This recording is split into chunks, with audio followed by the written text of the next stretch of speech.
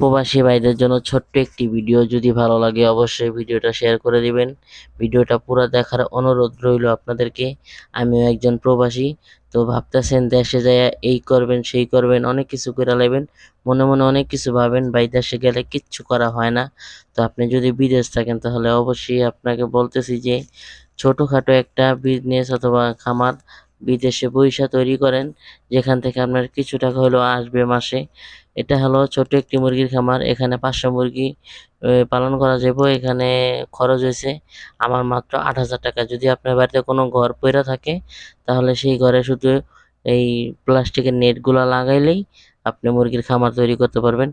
তো যদি না হয় তাহলে এরকম একটা ঘর উঠানোর জন্য অনলি ৩০,০০০ টাকা। ৩০,০০০ টাকা খরচ করলে একটি ছোট্ট মুরগির খামার তৈরি করতে পারবেন, যেইখানে আপনি ৫০০ মুরগি পালন করতে পারবেন। তো আপনি প্রথম ৫০০ মুরগি দিয়ে আপনি শুরু করতে পারেন।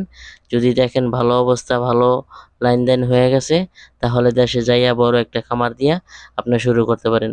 অথচ আপনি যদি হঠাৎ করে দেশে যাইয়া ১,৫০০ ২,০০০ মুরগি উঠাইয়া পালন করলেন, প্রথমে যদি একটা লস খাইয়া যান, তাহলে সেটা উঠাইতে অনেক কষ্ট হয়ে যাবে। ফার্স্ট টাইমে বড় কিছু করতে চাইবেন না, তাহলেই লস হইব। তো আমার মতো আপনারা যদি চান ছোট, ছোট খামার দিয়ে শুরু করেন, তারপরে ইনশাআল্লাহ বড় হবে। ছোট থেকে যেকোনো জিনিস বড় হলে সেটা অনেক চিরস্থায়ী রয়ে যায়। তো ভিডিওটা ভালো লাগলে